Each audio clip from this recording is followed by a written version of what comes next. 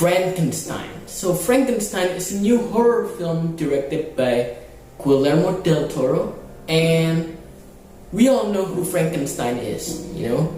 It's a classic story written by Mary Shelley, and it has been adapted so many times into movies, TV shows, and everything. But for some reason, this film was on my top 10 anticipated movie list, and that is because Guillermo del Toro is the director this time around, and I know that he was going to bring something new that we have never seen before in adapting Frankenstein. And after watching the movie, yeah, this film may be, just may be the most, the most accurate to the source material, because this is beat by beat, almost like the same story beats of the novels are all in here. So, if you don't know who Frankenstein is, well, I'm gonna give you a bare minimum of story details here. This is a retelling of Victor Frankenstein, and yes, he is a brilliant scientist, but he wants to achieve perfection by creating this creature, the creature with intelligence. He does everything he could to create this creature to be the most intelligent creation ever. Now, the thing is, after the creature is created, he is very much disappointed by the creature's lack of intelligence. So, he pulled the plug, and Victor selfishly abandons the creature in his burning lab. That is the basic of the story, and the second half of the movie focuses a lot more on the creature's POV, trying to find Victor, and also he goes on a journey of finding the meaning of life. That is the complete story here, and it is told through 2 hours and 30 minutes of runtime, and it flew by. And now, let's get into the performances. Oscar Issac as Victor Frankenstein, he is brilliant. He portrays more of the, the egotistical side, and later on the vulnerable side.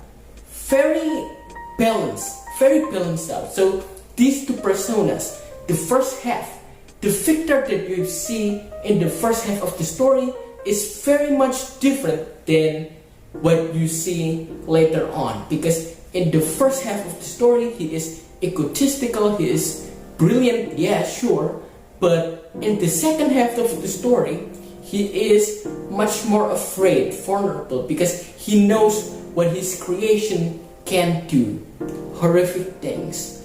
And in the topic of Victor Frankenstein, the movie really plays into the question of who is the monster, the creator or the creature, and the movie really strongly suggested that the real monster here is Victor Frankenstein. And I can see that, because by watching the movie, I despise Victor Frankenstein. I hate this man. The contrary, I feel really sympathetic towards the creature, because Victor created him, and the creature's goal is just to experience life, have a bride. The bride of Frankenstein, it is very much implied here, although Guillermo del Toro doesn't go far into the bride of Frankenstein story, which is fine, but it really plays into that. It really plays into the narrative of who is the real monster, Victor or the creature, and at some point, the movie really gets apparent. It really just shows you the answer right in front of you, and that is Victor is the monster. By doing this, I feel like it has a little bit of a negative effect towards the narrative, because up to this point, you have been playing this narrative quite subtly. You've been implying, but when you get into the point of the reveal of who is the monster, just by getting someone to say directly to Victor that he is the monster, I don't know, man, it just doesn't quite work to me. And the creature, now let's jump to the creature, here played by Jacob Elordi. At first I was super skeptical, alright, but after watching the movie, he knocked it out of the park. He is really phenomenal here.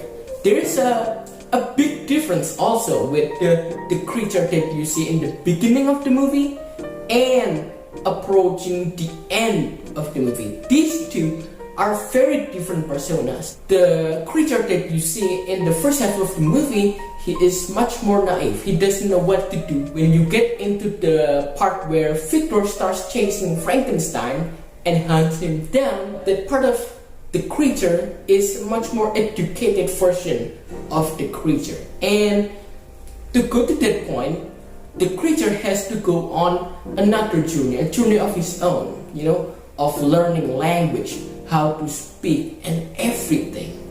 So overall, I feel like this film does have a lot of ground to cover, and it just justifies the 2 hour and 30-minute runtime that it has. Now, at no point that this film feels draggy or the pacing is off. No, the movie tells you everything that you need to know in that runtime, and it never drags. It never stays on to something for too long because it has a lot of things to cover, and yeah, it never makes you bored. Alright, so this is a really enjoyable movie, and also this film really looks good. Alright, every frame, every shot is very much immaculate. Everything is clear here, and the color palette is really on point. It becomes bright when it needs to. It leans to the darker side when it needs to. And I like that the movie embraces the sense of scale. You know, take for instance Frankenstein's lab. Everything that is in that building is huge. It's a gigantic, fantastical lab, and the movie leans into that fact. Alright, so I will give Frankenstein a 9 out of 10 because the performances are top notch. Oscar Issac, Jacob Elordi specifically, he is the standout here as the creature. You know, nitpicky little thing that I need to address here is that he looks too good looking as the creature, you know. I would imagine the creature to be like full of scars, stitches, and everything. And it really needs to look horrific, right?